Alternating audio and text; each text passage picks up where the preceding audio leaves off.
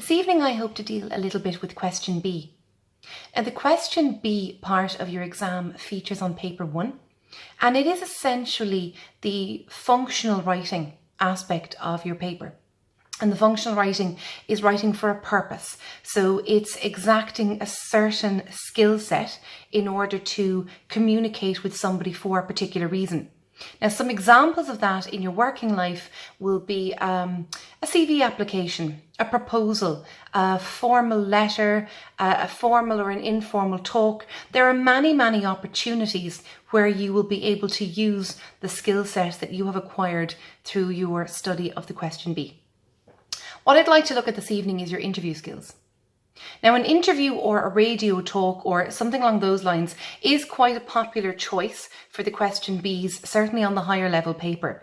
And many students avoid this because they're not really sure how to construct the interview, how to go about writing it, how to go about answering it, generally what's required.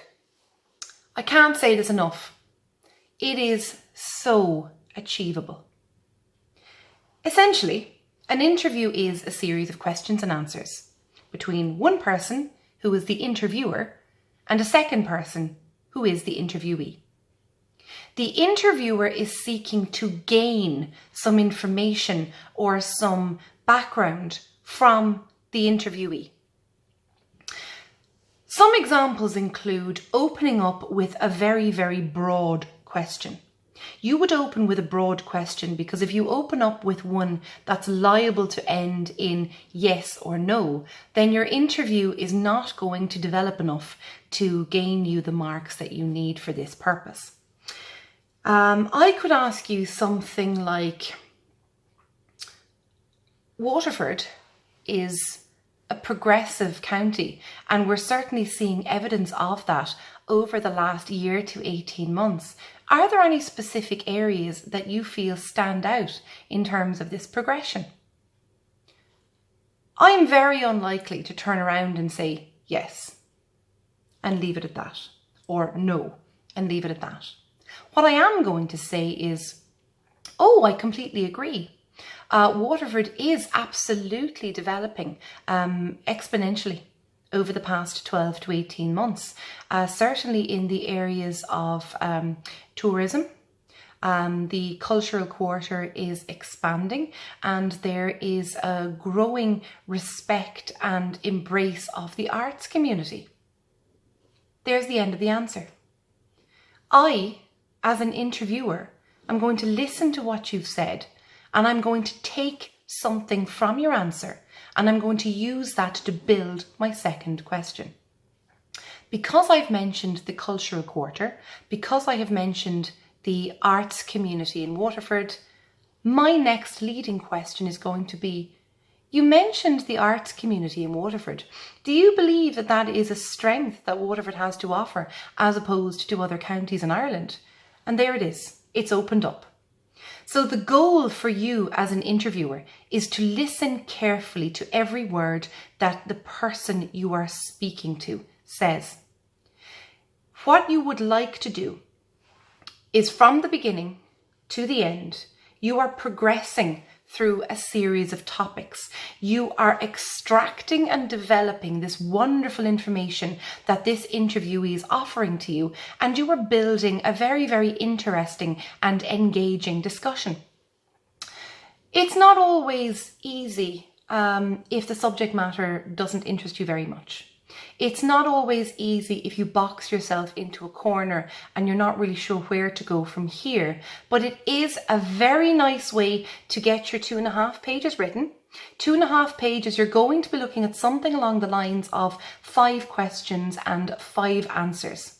You don't want too many questions, because if you have too many questions, it means that the interviewee hasn't given you enough content. You should ideally be asking a question, and then perhaps you have half a page of an answer, or a third of a page of an answer, and then you're moving on to a grand total of in or around 2.5 pages. Now this is only going to be for your question B, which is worth 50 marks. You don't need to be really doing any more than that in terms of content, and you probably won't have that kind of time either to be writing anything more than 2.5 pages.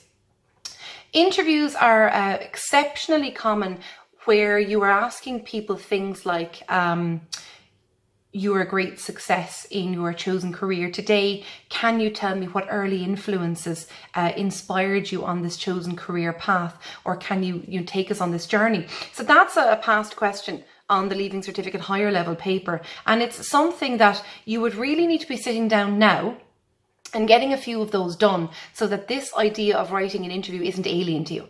It's very easy to do. It's a very nice way to write. It's very conversational and discursive, so it should flow very fluidly and very casually. And therefore, if you have enough practice, then you're going to find that this is a nice way to write on the day.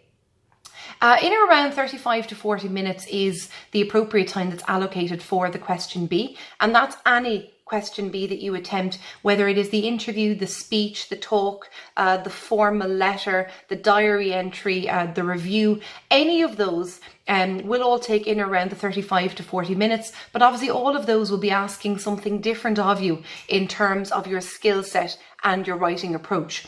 So that's just a very quick overview of the interview for the question B. The interview does not appear on the section 2 composition section, and I will put something up tomorrow evening to talk about the composition section. But what I would be recommending that you do now, I mean, you have 3 weeks basically from tomorrow until you sit your exam. So what I would be doing over the next 3 weeks is getting as many questions done as possible. Go to the exam papers. They are the past papers of what have been asked in the Leaving Certificate. So it really does make sense that that is where you go to do your revision. Do question after question after question. My door is always open for anybody in the Tramore or the Waterford area. Please put your answers through the post box. I will correct them, and in most cases have them ready to be collected the following day with the appropriate grading applied. In doing this, it leaves you prepared if you're going to try and undertake another one that same week, and at least then you have some guidance, or it's easy to think, where am I falling down in marks, or where am I standing out as being particularly strong? Alternatively, you can email me your work at tramoretuition@gmail.com, and again I will strive to have those corrected and ready to go for the next day. So that's just covering over the interview section. If anybody would like to go over the rest of the question B options, I would be more than happy to pop up a video to discuss how to go about this. Or if you do have any questions, please pop some comments underneath, or you can send me a message and I will of course come back to you. Okay, so look, I'll be back on tomorrow evening and we will spend the next 3 weeks in a very, very logical way, going through each of your questions, making sure your timing is right, making sure your attitude is right, keeping that confidence sky high so that you are going in prepared and really, really confident in your own wonderful ability. All right, thank you.